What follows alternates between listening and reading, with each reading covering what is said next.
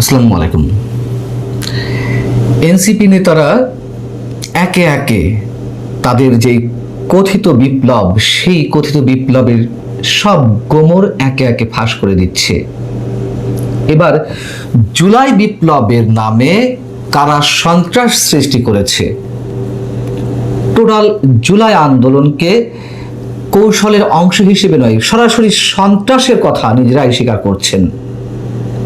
এবং শুধু তা নয়, কে কত বড় সন্ত্রাসী সেই চ্যালেঞ্জও তারা ছুড়ে দিয়েছে। তারপরও এই যে জুলাই আন্দোলন, তাকে বিপ্লব বলে অভিহিত করছে কারা? আত্মস্বীকৃত খুনি হিসেবে তারা নিজেদেরকে জাহির করলো। পুলিশ হত্যা কে করেছে, কোথায় কি হত্যাকাণ্ড কিভাবে ঘটানো হয়েছে, মেট্রো রেলে বিটিভি ভবন সহ বিভিন্ন স্থাপনায় তারা যে নিজেরাই আগুন ধরে দিয়েছে, এগুলো তো পুরনো কথা। সরাসরি টকশোতে স্বীকারোক্তি এসেছে তাদের মুখ থেকে, এবং যার ফলশ্রুতিতে দায় মুক্তি আইন করা হলো, যার মধ্য দিয়ে নিজেদের একটি সেফগার্ড প্রতিষ্ঠা করে রাখা হলো। এখন জুলাই সন্ত্রাসের কথা সরাসরি স্বীকার করে নিচ্ছেন, নিজের মুখ থেকেই বের করে দিয়েছেন সাবেক উপদেষ্টা এনসিপির মুখপাত্র আসিফ মাহমুদ সজীব ভুঁইয়া। ঝিনাইদহে শুক্রবার তাদের অন্যতম নেতা মুখ্য সমন্বয়ক নাসরুদ্দিন পাটোয়ারির উপরে যে হামলা হয়েছে,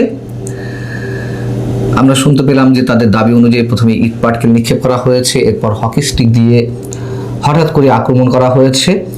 3 জনের মাথা নাকি ফেটে গেছে। অবশ্যই আমরা এর নিন্দা জানাই। কখনোই এই ধরনের ঘটনাকে আমরা সমর্থন করতে পারি না। তবু প্রশ্ন অনেকের যে এই নাসরুদ্দিন পাটোয়ারি কেন বারবার হামলার শিকার হচ্ছেন? বাংলাদেশের রাজনীতিতে নতুন করে বাতাস দূষিত করছে কে? বা কেন নাসরুদ্দিন পাটোয়ারি এমন সব অসংলগ্ন কথাবার্তা একের পর এক বলেই যাচ্ছেন? মির্জা আব্বাস সহ অন্যান্য দলের সিনিয়র নেতাদের উদ্দেশ্যে একের পর এক উস্কানিমূলক বক্তব্য তিনি দিয়ে যাচ্ছেন। তো এই ঘটনার প্রতিক্রিয়া জানাতে গিয়ে আসিফ মাহমুদ সজীব ভুঁইয়া কি বললেন গণমাধ্যমের সামনে? তিনি বললেন যে হামলায় জড়িত ব্যক্তিদের অবশ্যই শুক্রবার রাতের মধ্যে গ্রেপ্তার করতে হবে। যদি তা না করা হয়, বিএনপির উদ্দেশ্যে বলছেন, আপনাদের যদি ভায়োলেন্স বেছে নিতে হয়, সহিংসতা বেছে নিতে হয়, তাহলে আমাদেরকেও ভায়োলেন্স বেছে নিতে বাধ্য হতে হবে। ভালো কথা। কি বলছেন? আর বিরোধী দল থেকে বারবার সদিচ্ছা দেখানো হলেও সরকারি দল ভায়োলেন্স চাচ্ছে। আমাদের রক্ত গরম এবং বয়স কম হলেও আমরা বুঝি যে কখন কি করতে হবে, কখন দেশ গড়ার কাজে মন দিতে হবে, এই টাইপের কিছু। কিন্তু যদি সরকারি দল ভায়োলেন্স চাই, সেটাকে একমাত্র রাজনৈতিক হাতিয়ার হিসেবে নিতে চাই, তাহলে এটা যে আমাদের থেকে বেশি কেউ পারবে না, সেটি 2024-এর গণ অভ্যুত্থানে আমরা দেখিয়ে দিয়েছি। বুঝতে পারছেন? এদের আর কোনো ধরনের রাগ ঠাক নেই, একেবারে ওপেন চ্যালেঞ্জ। এবং জুলাইয়ের কথা স্মরণ করিয়ে দেওয়া হচ্ছে কতটা নির্লজ্জভাবে, যে সন্ত্রাস কারা কতটুকু করতে পারে তা দেশবাসী দেখেছে। জুলাই সন্ত্রাস তার প্রমাণ। আমরা এরপরও এটিকে বিপ্লব বলবো। আর কি বাকি রইল? তাহলে তো স্পষ্ট, জুলাই আন্দোলন বলেও কিছু নেই, এটি পুরো জুলাই সন্ত্রাস ছিল। সন্ত্রাস তারাই সৃষ্টি করেছে, সরকারের উপরে দোষারোপ করার চেষ্টা করেছে, সরকারকে বেকায়দায় ফেলতে চেয়েছে আওয়ামী সরকারকে, এবং আইন শৃঙ্খলা রক্ষা করার জন্য আওয়ামী সরকারের পুলিশ বাহিনীর সদস্যরা তারা তা নিয়ন্ত্রণ করতে গিয়ে তারাও আত্মরক্ষার্থে গুলি ছুড়েছে। তাতে হয়তো কেউ হত্যাকাণ্ডের শিকার হয়েছে। এর বাইরেও তো আমরা স্নাইপার রাইফেলের কথা জানি। আর তো কিছু বাকি থাকছে না। এবং এই আসিফ মাহমুদ সজীব ভুঁইয়ারা, নাহিদ ইসলামরা, সার্জিস আলমরা যে অস্ত্রের মহড়া দিতে পারে, শুধু অস্ত্রের মহড়া নয়, তার প্রয়োগও ঘটাতে পারে, তার উদাহরণও তো এই আসিফ মাহমুদ সজীব ভুঁইয়া। তার সেই বহুল আলোচিত ইন্টারভিউ টু টেলিভিশনে, যে 5 আগস্ট যদি আওয়ামী সরকারের পতন না ঘটতো তাহলে আমরা সশস্ত্র বিপ্লবের প্রস্তুতি নিয়ে রেখেছিলাম। তো সেই সশস্ত্র বিপ্লবের প্রস্তুতি নিয়ে রাখা সেই অস্ত্রগুলো কোথায়? এখনো তো সেই অস্ত্রের সন্ধান পাওয়া গেল না। নিশ্চয়ই তাদের মজুদে আছে, নাকি কি বলবো আমরা? এবং ওই যে জুলাই আন্দোলনের সময় বা 5 আগস্ট পরবর্তী সময়ে দেশের যে 400টি থানা লুট করা হলো, অস্ত্রগুলো নিয়ে যাওয়া হলো, সেই অস্ত্রের কয়টি বা উদ্ধার করা হয়েছে? সেই অস্ত্রগুলো কাদের কাছে?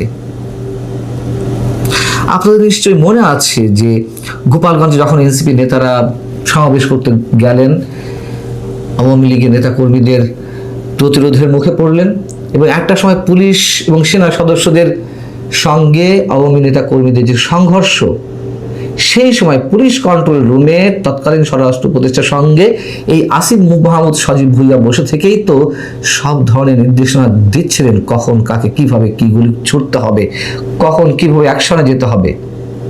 দেখেছে তো দেশবাসী এই সব ঘটনাও। তারা যে তাদের মুখোশ একটু একটু করে উন্মোচন করে আসছে, আর বাকি রইল কি?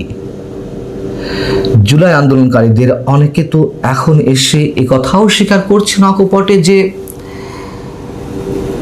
সেই আন্দোলনের পেছনে এমন ভয়ঙ্কর যে ষড়যন্ত্র ছিল, যুক্তরাষ্ট্রের ডিপ স্টেটের খেলা ছিল, আন্দোলনের নামে লাশ ফেলার প্রতিযোগিতায় তারা মেতে উঠেছিল। যদি এইগুলো আগে থেকে জানা থাকতো তাহলে তারা আন্দোলনে নামতেন না। প্রকাশ্যেই তো এই কথা অনেকে বলছেন। সবচেয়ে বড় কথা, সামনের দিনগুলোতে আমাদের জন্য কি ওয়েট করছে? ডিপ স্টেটের খেলা এখনো থামেনি, আমি বারবার বলে আসছি। তার রূপটা যে আরো কতটা বিভৎস হবে সম্ভবত বিএনপি এখন নিজেও বুঝতে পারছে না। যুদ্ধে রাসূলের আইন অবমাননার অভিযোগ উঠছে, আর জাতীয় নাগরিক পার্টির সভা থেকে বলা হচ্ছে যে বিএনপি দলের ভেতরে রংপুরের কোন নেতা কেন্দ্রীয় নেতার জন্য নাকি রংপুরে মেয়ে খোঁজ করছেন। এসব ভয়াবহ রাজনীতি একটাই ইঙ্গিত দেয় যে ক্ষোভ আরো উস্কে দিতে, সরকার নামিয়ে ফেলতে, যে সরকারকে ভুয়া ভুয়া স্লোগান দিয়ে সাধারণ জনগণ অভ্যর্থনা জানাচ্ছে ঢাকার একটি পাড়ায়, সেই সরকারকে ফেলে দিতে রাজপথে প্রস্তুত আছে, আরো প্রস্তুত হচ্ছে একটি পক্ষ।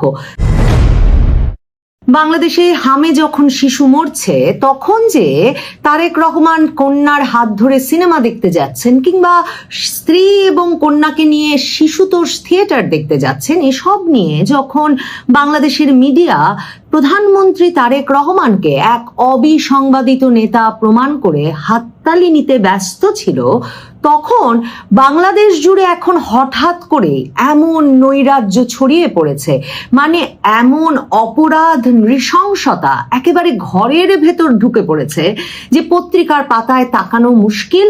পত্রিকার পাতাগুলোতে এমন সব খবর প্রতিদিন শিরোনাম হচ্ছে যে শিউরে উঠে ভাবতে হয় যে সত্যি আমার বাড়ি কোন দিন এরপর এ ধরনের ঘটনার শিকার হবে।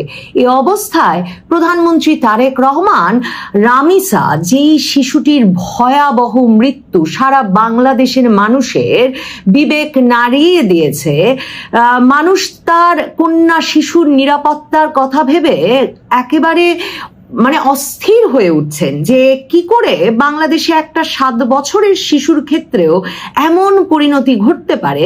তখন প্রধানমন্ত্রী তারেক রহমান সেই শিশুর পিতামাতার সঙ্গে দেখা করতে, একজন মানবিক প্রধানমন্ত্রীর প্রতীক হিসেবে আবির্ভূত হতে সে বাড়িতে ছুটে গেছেন বটে, কিন্তু বিস্ময়কর হচ্ছে যে সরকারের বয়স এখনো 3 মাসও হয় নাই, সেই সরকার একেবারে একটি মৃত খুন হওয়া শিশুর বাড়িতে গিয়ে সমবেদনা জানাচ্ছে। সেই প্রক্রিয়াটির সময়, মানে তারা যখন গাড়ি থেকে নামছেন, তখন রীতিমতো ভুয়া ভুয়া স্লোগানে এলাকা প্রকম্পিত করে ফেলেছে সাধারণ এলাকাবাসী।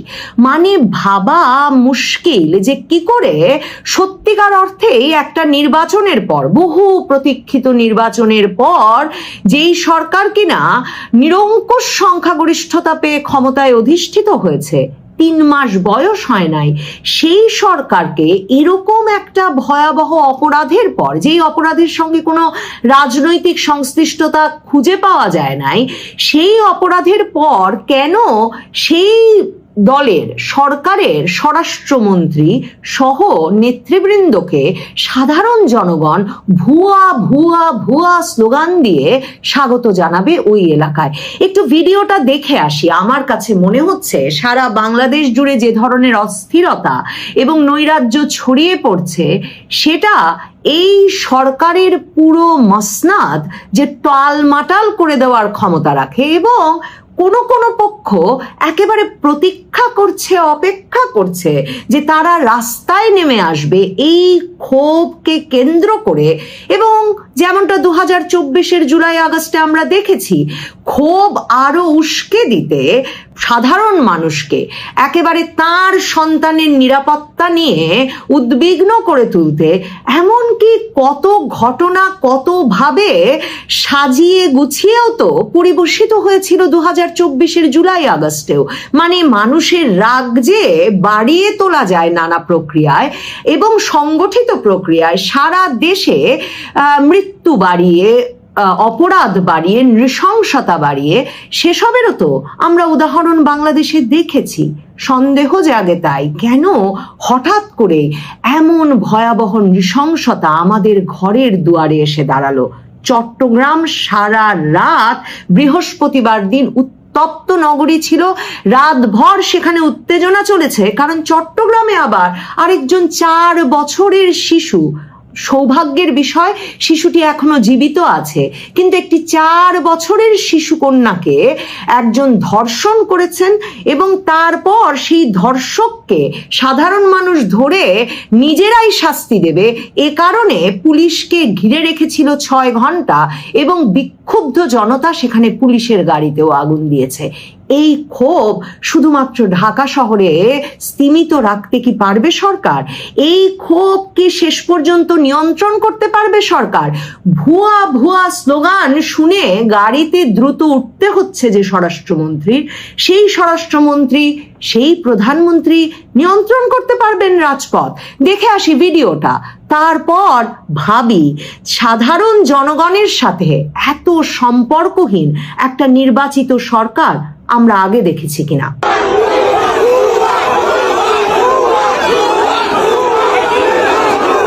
রামিসার ভয়াবহ নৃশংস হত্যাকাণ্ডের পর সামাজিক যোগাযোগ মাধ্যমেও একদল প্রকাশ্যে মৃত্যুদণ্ড চেয়েছেন অভিযুক্ত অপরাধীর, এবং জামায়াতে ইসলামী সরাসরি দাবি করেছে বিবৃতি দিয়ে যে তারা রামিসার হত্যাকারীর প্রকাশ্য মৃত্যুদণ্ড চায়। এরপর যখন স্বরাষ্ট্রমন্ত্রী সালাউদ্দিন আহমেদকে ধর্ষণের শাস্তি প্রকাশ্যে মৃত্যুদণ্ড চেয়েছে জামায়াতে ইসলামী এ প্রসঙ্গে প্রশ্ন করা হয়েছিল, তখন স্বরাষ্ট্রমন্ত্রী বলেছেন যে বাংলাদেশ আর মধ্যযুগে নাই, কাজেই এই প্রকাশ্যে মৃত্যুদণ্ড দেওয়া সম্ভব নয়, তবে সরকার দ্রুততম সময়ের মধ্যে এই শাস্তি নিশ্চিত করবে। এবং স্বরাষ্ট্রমন্ত্রী দ্রুততম সময়ে তদন্ত রিপোর্ট চেয়েছেন, নিজে যে দেখভাল করবেন সেটা একেবারে হাত ধরে প্রধানমন্ত্রীর সামনে রামিসার বাবা মাকে কথা দিয়ে এসেছেন স্বরাষ্ট্রমন্ত্রী সালাউদ্দিন আহমেদ। কিন্তু জামায়াতে ইসলামী বিবৃতি দিয়ে, জামায়াতে ইসলামীর সেক্রেটারি জেনারেল মিয়া গোলাম পারওয়ার তিনি শুক্রবার বিবৃতি দিয়ে বলেছেন স্বরাষ্ট্রমন্ত্রী ধর্ষকের সর্বোচ্চ শাস্তি প্রকাশ্যে মৃত্যুদণ্ড প্রদানকে মধ্যযুগীয় বলে মূলত তিনি রাসূলের বিচার ব্যবস্থাকে অবজ্ঞা করেছেন।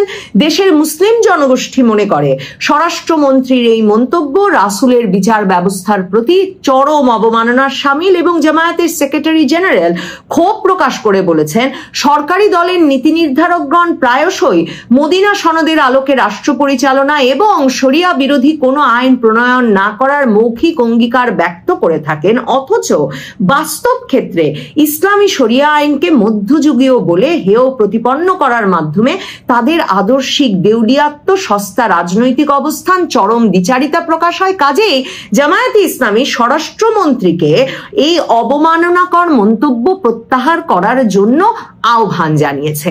এর আগে আলোচিত ব্যক্তি আস-সুন্নাহ ফাউন্ডেশনের চেয়ারম্যান শায়খ আহমদুল্লাহ তিনি বলেছেন যে রামিসা হত্যার মতো এমন অপরাধ ও নৃশংসতার মাত্রা কমিয়ে আনার একমাত্র সমাধান শরিয়া আইন, এবং তিনি ফেসবুক পোস্টে লিখেছেন, 7 বছরের মেয়েও যাদের কাছে নিরাপদ না, মানুষ নয়, তারা নরপিশাচ। এসব নৃশংসতার মাত্রা কমিয়ে আনার একমাত্র সমাধান শরিয়া আইন। এগুলো বন্ধের জন্য নৈতিকতা ও ধর্মীয় মূল্যবোধের চর্চা বাড়াতে হবে, সেই সঙ্গে কঠোর আইনের শাসন প্রতিষ্ঠা করতে হবে।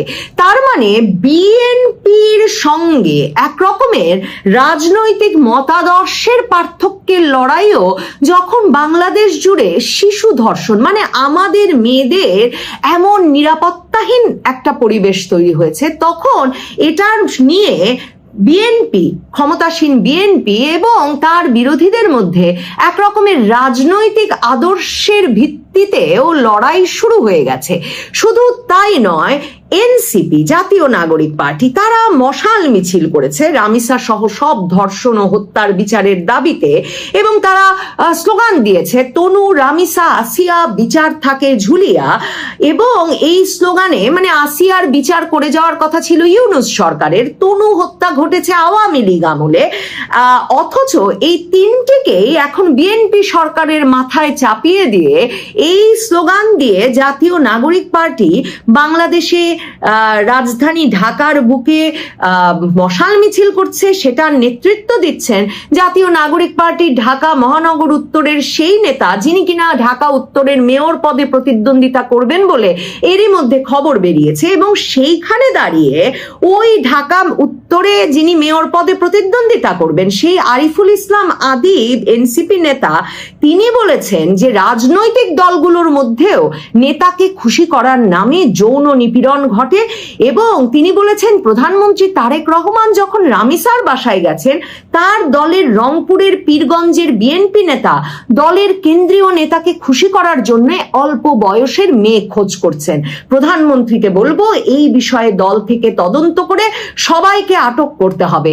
এই যে মানে সকলেই তো এরা ঐক্যবদ্ধ এবং একই সঙ্গে আওয়ামী লীগ ঠেকিয়ে একটা সংসদ গড়ে একটা সাজানো গোছানো সংসদ বসিয়েছেন, সাজানো গোছানো সরকার বসিয়েছেন, কিন্তু সেই সরকারকে ফেলে দিতে, তাদের ইমেজ ধ্বংস করতে যে জাতীয় নাগরিক পার্টির নেতৃবৃন্দ কিংবা জামায়াতে ইসলামী কতটা অস্থির হয়ে উঠেছে, এই ধরনের মন্তব্যে আর প্রতিক্রিয়ায় সেটা খুব পরিষ্কার।